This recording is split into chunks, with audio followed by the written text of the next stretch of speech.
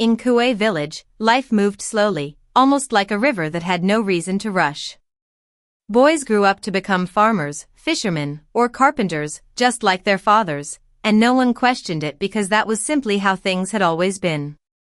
The girls, after finishing secondary school, would marry early and begin families of their own, cooking, caring, and continuing the same cycle. No one spoke about university, not because they didn't want it, but because they didn't even know it was possible. To them, education ended after secondary school, and that was enough. Parents felt proud as long as their children could read and write, never asking for more because they had never seen more. Life in the village was steady and predictable, like the sun rising and setting each day, but beneath that calm surface, something unexpected was quietly approaching, something powerful enough to shake everything they believed in. One bright morning, the peace of Kuei village was suddenly broken when a group of students from the city arrived for an excursion, and from the very moment they stepped in, it was clear they were different. They wore neat clothes, spoke with confidence, and carried themselves in a way the villagers had never seen before. People gathered around, whispering in amazement, watching how they walked and talked as if they were from another world. The students spoke about life in the city, about advanced machines that could build houses quickly and make farming easier, and about studying with tools and knowledge far beyond anything the villagers had imagined. To the people of Kuei, it all sounded unreal, almost like a story rather than truth. Even the chief, who had seen many years pass, stood in disbelief, gripping his walking stick as a thought crossed his mind for the first time: this is how our children should become. That single idea spread quietly but powerfully through the village, planting a seed that had never existed before. Although the city students stayed only a short time, their presence left a deep impact. When they left, they didn't just take their belongings with them, they left behind something far more dangerous: hope mixed with curiosity. For the first time, the villagers began imagining a future beyond what they had always known, a future where their children could go to the city, attend university, and return as confident and knowledgeable individuals. That evening, the entire village gathered under the big tree to discuss this new possibility. The men sat thoughtfully, rubbing their chins, the women whispered among themselves, and the children listened closely, sensing the importance of the moment. After much discussion, they all came to a decision that felt both exciting and frightening: one child would be sent to the city to learn and represent them all. But choosing that one child was not easy. The villagers looked at each other, thinking deeply, until one name slowly rose above the rest: Fak. Everyone agreed, because Fak was not an ordinary girl. She was beautiful in a way that felt warm and genuine, like sunlight after rain, but more importantly, she was intelligent, observant, and kind. She helped her mother without being asked, respected the elders, and carried herself with a quiet strength that made people trust her. The decision quickly became unanimous, and voices grew stronger as they repeated her name, believing she was the one who could make the village proud. In that moment, Fak stopped being just a girl from Kuei, she became the hope of everyone. The village prepared for her journey with whatever little they had. The women gathered food, dried yams, pepper, and palm oil, while the men contributed every coin they could spare, even if it meant sacrificing their own needs. It wasn't much, but it came from the heart, and that made it valuable. The elders placed their hands on her head, whispering blessings and prayers for protection, filling her with courage for a journey none of them truly understood. They told her to remember them, to make them proud, and to never forget where she came from. Carrying all their hopes, Fak left the village with a small bag in her hand and a heavy responsibility on her shoulders, while the villagers stood behind, waving and wiping tears, unaware of the challenges waiting ahead. When Fak arrived in the city, everything felt overwhelming and unfamiliar. Tall buildings rose like giants, cars moved quickly through crowded streets, and people seemed constantly busy, each following their own path. Her heart filled with both excitement and fear as she stepped into this new world. School was difficult at first, but Fak was determined. She studied hard, listened carefully, and adapted quickly. Over time, her teachers began to notice her intelligence, and her classmates started to see her kindness. She slowly built friendships, and among them, one stood out to Toshi. Toshi became her closest friend, guiding her through the complexities of the city, showing her where to go, what to eat, and how to stay safe. With Toshi by her side, Fack began to feel like she could truly survive in this new environment. However, life in the city was far from easy. The money sent from the village was barely enough to meet her basic needs, and some nights she went to bed hungry, thinking about the sacrifices her people had made for her. She reminded herself again and again that she could not fail them, that she had to succeed no matter how difficult things became. But while she was trying to stay strong, she began to notice a different side of the city. Not everyone was kind. Some students started paying attention to her simple clothes, which to her represented pride and identity, but to them seemed strange and out of place. They whispered behind her back, laughed quietly, and called her a village girl as if it were an insult rather than a truth. At first, Fack tried to ignore the comments, walking quickly and pretending not to hear, but the whispers grew louder over time. The laughter became more direct, more hurtful.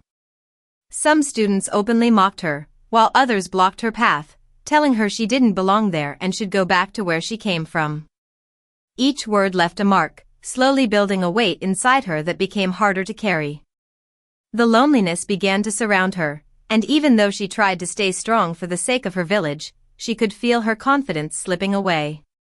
The bright hope she once carried started to fade, replaced by doubt and fear, making her question whether she truly belonged in the city or if it was slowly breaking her spirit. As time passed, Fack also began to notice something strange about Toshi. Despite not coming from a wealthy background, Toshi always seemed to have money, new clothes, and things that Fack could not afford. It didn't make sense, and the more Fack observed, the more curious she became. One day, unable to hold back her questions any longer, she asked Toshi directly how she managed to afford everything. Toshi laughed it off casually, giving a vague answer about doing small hustles and quickly changing the subject. But something about her response didn't feel right. Fack began to pay closer attention, noticing how Toshi would sometimes disappear in the evenings, returning later with a confident smile and no explanation. The mystery started to grow, sitting quietly in Fack's mind like a shadow, making her wonder if there was something about the city she still didn't understand, something that might soon force her to make a difficult choice. And the feeling didn't go away. In fact, it grew stronger, spreading through Fack's mind like a dark cloud that refused to lift.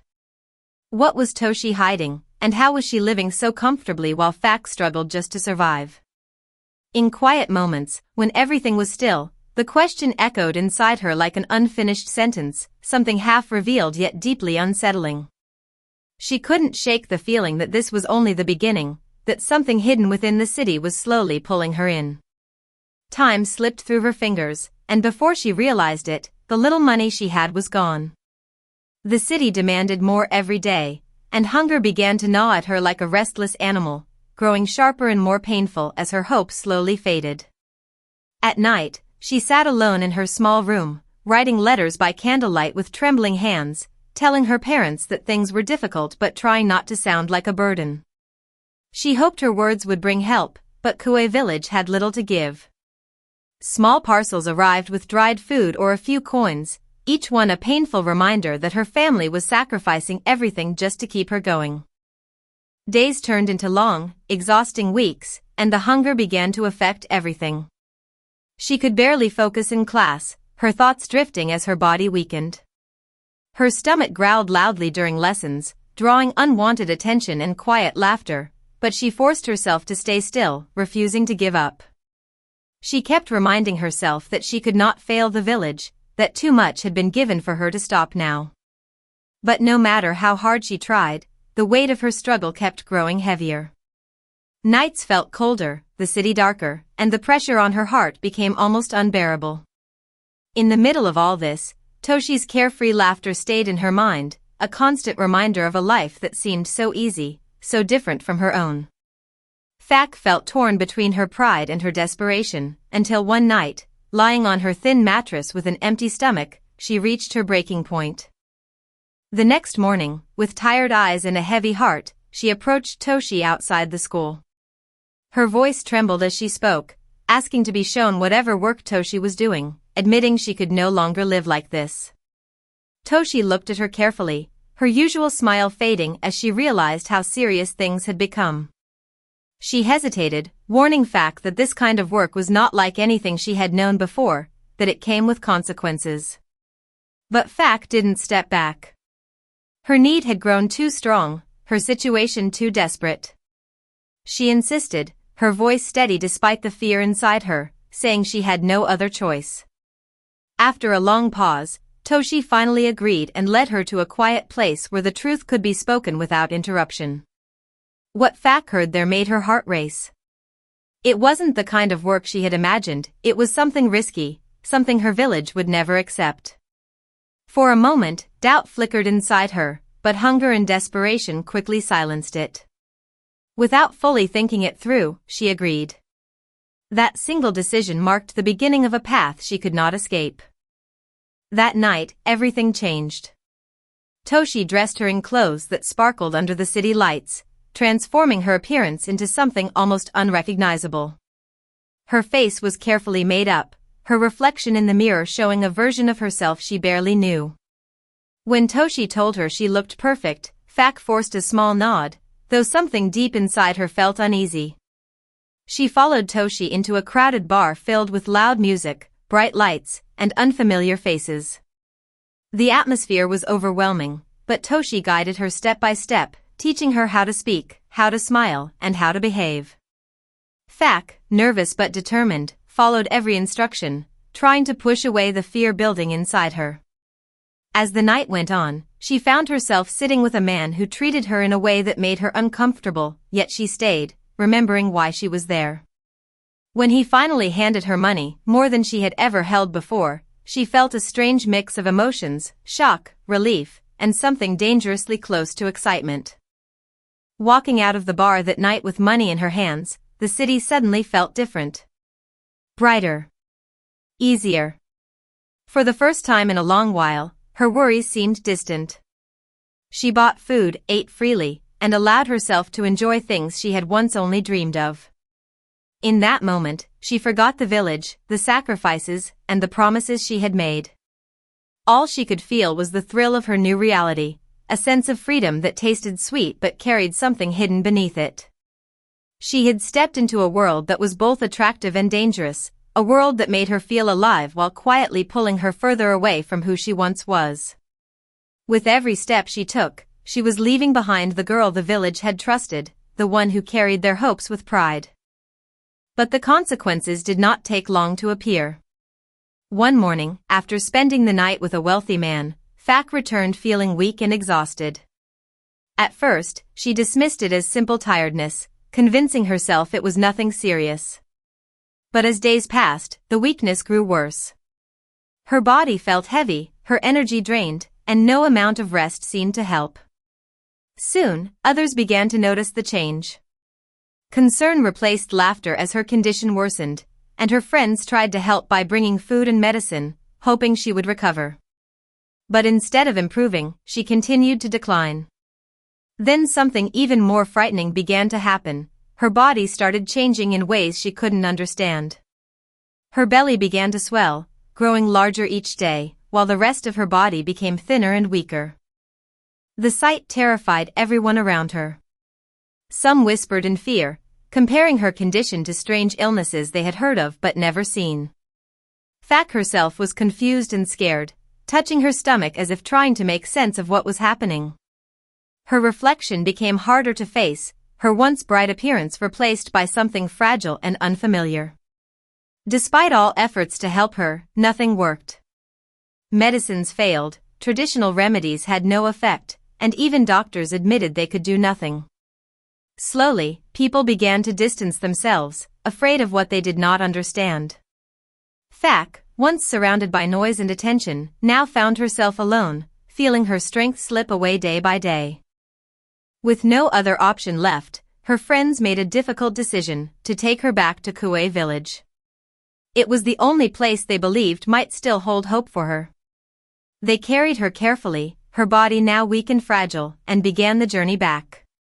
When they arrived, the villagers gathered with excitement, expecting to see a success story, a proud return from the city. But what they saw instead left them speechless. Fak was barely recognizable. Her face had lost its life, her body looked broken, and her swollen belly stood in painful contrast to her thin frame. The girl they had sent with dreams and hope had returned as a shadow of herself. Her friends briefly explained that she had fallen ill, avoiding the truth of what had really happened, and before anyone could ask more questions, they quietly stepped away, leaving the village to face a reality far darker than they had ever imagined. Her friends left quickly, returning to the world they understood, leaving Kuei village and Fak's fate behind. The villagers stood frozen, shock and sorrow spreading through the crowd as whispers rose in confusion. This was not the return they had imagined. Her parents pushed forward, their bodies trembling as they knelt beside her weak and fragile form, tears filling their eyes. They had sent away a strong, hopeful girl, full of life and dreams, and now what lay before them felt like a broken shadow of that same child. The entire village gathered in silence around her, each person struggling to accept what they were seeing. Fak lay on a woven mat in the center, surrounded by familiar faces filled with worry and pain. Her body shook slightly as she looked at them, and with trembling lips, she began to speak, her voice soft but heavy with regret. She explained how difficult life in the city had been, how the money they sent was never enough, and how hunger had followed her like a constant shadow. Her voice cracked as she admitted meeting Toshi, who showed her a way to survive, a path she now deeply regretted taking.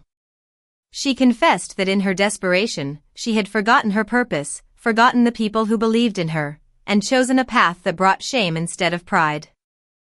As her words filled the air, the villagers listened quietly, their expressions reflecting a mixture of pain and understanding. Tears rolled down her cheeks as she whispered that she had disgraced them all, bringing shame to her family and the entire village. At that moment, the elders stepped forward, their faces serious but their eyes filled with wisdom and calm. The oldest among them placed a gentle hand on her head and spoke in a steady voice, explaining that what she was suffering from was not just an illness. According to their traditions, her condition was the result of a broken moral boundary, as she was now carrying a child outside of marriage. The villagers murmured softly, recognizing the signs they had been taught since childhood. Her swollen belly and weakened body were seen as consequences tied to their beliefs, a reminder of the values they held deeply. However, the elder continued, assuring her that there was still hope, that the village had faced such situations before and knew the path toward healing. Though difficult, it was possible for her to recover and rebuild her life if she was willing to accept guidance and change. Fak looked up at them, her eyes filled with both shame and a small spark of hope. She nodded quietly, grateful that she had not been completely rejected. The villagers, moved by compassion, gathered closer, ready to support her despite everything that had happened. The village herbalists began their work, preparing traditional remedies with careful hands, whispering prayers as they applied herbs and oils meant to restore her strength. Each day, they treated her gently, as if she were something fragile that needed time and care to heal. Slowly, her body began to respond. The weakness that once consumed her started to fade, and little by little, strength returned to her limbs.